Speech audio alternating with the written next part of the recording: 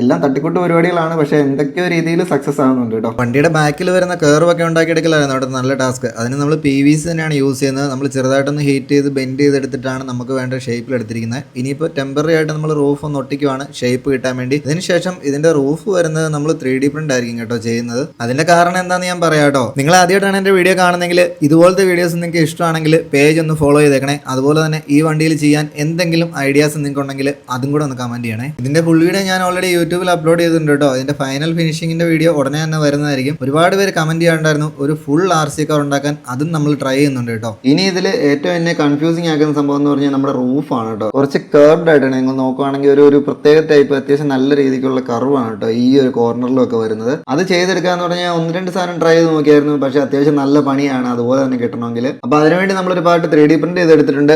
അത്ര പെർഫെക്റ്റ് ഒന്നും ആയിട്ടില്ല. ഇതിനൊരു പ്രത്യേകതയുണ്ട്. എന്താണെന്ന് വെച്ച് കഴിഞ്ഞാൽ ഞാൻ തന്നെ ഡിസൈൻ ചെയ്തത്, അതായത് ഞാൻ തന്നെ മോഡൽ ചെയ്തെടുത്ത വളരെ സിമ്പിൾ ആയിട്ടുള്ള ഒരു പീസാണ്. മോഡലിംഗ് എനിക്ക് അറിയത്തില്ല, കുറച്ചും കൂടെ ഷേപ്പ് പെർഫെക്റ്റ് ആകാനുണ്ട്. വണ്ടിയുടെ റൂഫ് നമ്മൾ ഓപ്പൺ ചെയ്യാവുന്ന രീതിയിലാണ് കേട്ടോ സെറ്റ് ചെയ്യുന്നത്. അത് ഓപ്പൺ ചെയ്യുന്നത് എന്താണെന്ന് വെച്ച് കഴിഞ്ഞാൽ നമുക്ക് ഇതിനകത്ത് ഇന്റീരിയറും കൂടെ നമ്മൾ ചെയ്യുന്നുണ്ട്. അതിനുശേഷം ആട് മൂവിയിലെ പോലെ എല്ലാ ക്യാരക്ടേഴ്സിനും നമ്മൾ 3D പ്രിന്റ് ചെയ്ത് നമ്മുടെ വണ്ടിയിൽ സെറ്റ് ചെയ്യുവേ. അങ്ങനെ ചെയ്യണമെങ്കിൽ നിങ്ങൾ ജസ്റ്റ് ഒന്ന് കമന്റ് ചെയ്തേക്കണേ.